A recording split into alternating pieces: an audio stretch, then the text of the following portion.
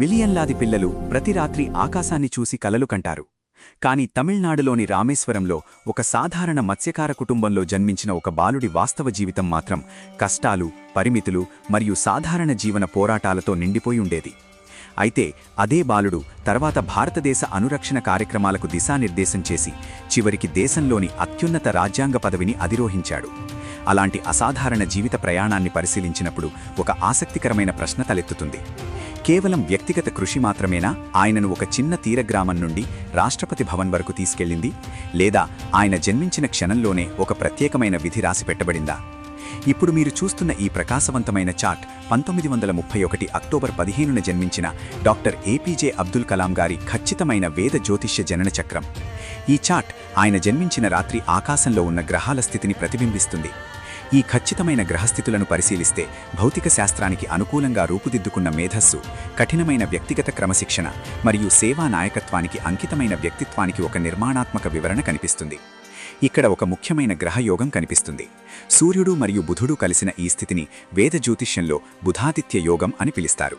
ప్రాచీన జ్యోతిష్య గ్రంథాలు ఈ యోగాన్ని తీవ్రమైన విశ్లేషణాత్మక ఆలోచన, లోతైన శాస్త్రీయ ఆసక్తి మరియు అసాధారణ మేధస్సుకు సూచికగా పేర్కొంటాయి. చిన్న వయసు నుంచే ఈ మేధో నిర్మాణం గణితం, ఇంజనీరింగ్ మరియు భౌతిక శాస్త్రాల వైపు ఆయనను బలంగా ఆకర్షించింది. ఆయన విద్య కేవలం సిద్ధాంతాలకే పరిమితం కాలేదు. దేశానికి ఉపయోగపడే సాంకేతిక వ్యవస్థలను నిర్మించాలనే లక్ష్యంతో ఆయన జ్ఞానాన్ని ఉపయోగించారు. కానీ కేవలం మేధస్సు మాత్రం సరిపోదు, దానికి దిశ చూపించే శక్తి కూడా అవసరం. ఆ శక్తి ఆయన జాతకంలోని మరో ముఖ్యమైన ప్రభావం రాహువు సాధారణ హద్దులను దాటి ముందుకు వెళ్లే ఆలోచనలకు, ఆధునిక సాంకేతిక దృక్పథానికి మరియు భవిష్యత్తును ముందుగానే ఊహించే సామర్థ్యానికి ప్రతీకగా భావిస్తారు. ఈ ప్రభావమే భారతదేశపు సాంకేతిక ఆశయాలను అంతరిక్ష మరియు క్షిపణి సాంకేతికత వైపు మళ్లించింది. ఆయన రూపకల్పన చేసిన ప్రయోగ వాహకాలు భారతదేశాన్ని ప్రపంచ అంతరిక్ష రంగంలో నిలబెట్టాయి. ఆయన మేధో నిర్మాణం, విశ్లేషణాత్మక శక్తి మరియు భవిష్యత్తు దృష్టి ఆధునిక ఏరోస్పేస్ టెక్నాలజీని నిర్మించడానికి అవసరమైన సమ్మేళనాన్ని అందించింది. ఇప్పుడు ఆయన జాతకంలోని అంగారకుడి స్థితిని గమనించండి. అంగారకుడు అంటే శక్తి, యంత్రాలు, సైనిక సాంకేతికత మరియు కార్యాచరణకు సూచిక.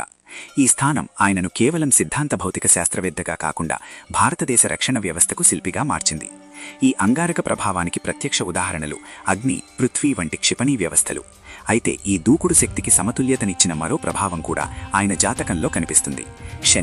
శని క్రమశిక్షణ, కఠిన శ్రమ, ఆలస్యమైన ఫలితం మరియు పరీక్షలను సూచిస్తుంది. దాని ప్రభావం వల్ల ఆయన జీవితంలో ఎన్నో సాంకేతిక వైఫల్యాలు, విమర్శలు మరియు సంవత్సరాల తరబడి సాగిన కఠినమైన శ్రమ ఎదురయ్యాయి. కానీ ఇదే శని ఆయనకు అపారమైన సహనాన్ని కూడా ఇచ్చింది.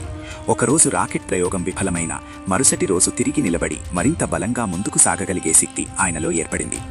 అంగారకుడు ఆయుధాలను రూపకల్పన చేసే సామర్థ్యాన్ని ఇచ్చాడు. శని వాటిని నిజంగా అమలు చేసే అచంచలమైన క్రమశిక్షణనిచ్చాడు. ఇక్కడ ఒక అద్భుతమైన విరుద్ధత కనిపిస్తుంది. భారీ క్షిపణి వ్యవస్థలను రూపొందించిన వ్యక్తి ప్రపంచానికి మాత్రం ఒక సాధారణ, వినమ్ర గురువుగా గుర్తుండిపోయాడు. ఆయన లగ్నానికి సమీపంలో ఉన్న గురుగ్రహం ఈ రహస్యాన్ని వివరిస్తుంది. గురు ప్రభావం వినమ్రత, ఆధ్యాత్మికత మరియు నిరంతర అధ్యయనానికి సంకేతం. చంద్రుని ప్రభావం ఆయన మనస్సులో భావోద్వేగ సున్నితత్వాన్ని పెంచింది. అందుకే అత్యున్నత శాస్త్రవేత్త అయినప్పటికీ దేశంలోని చిన్నపిల్లలతో కూర్చుని మాట్లాడటంలో ఆయనకు సహజమైన ఆనందం కనిపించేది. ఇప్పుడు ఆయన జాతకంలోని 12వ ఇల్లును పరిశీలిస్తే ఇది త్యాగం, ఆధ్యాత్మికత మరియు భౌతిక సుఖాల నుంచి దూరంగా ఉండే స్వభావాన్ని సూచిస్తుంది. ఈ స్థానం చాలా బలంగా ఉండటం వల్ల రాష్ట్రపతి భవన్ వంటి వైభవవంతమైన స్థలంలో నివసించినప్పటికీ ఆయన జీవితం ఎప్పుడూ సాధారణంగానే కొనసాగింది.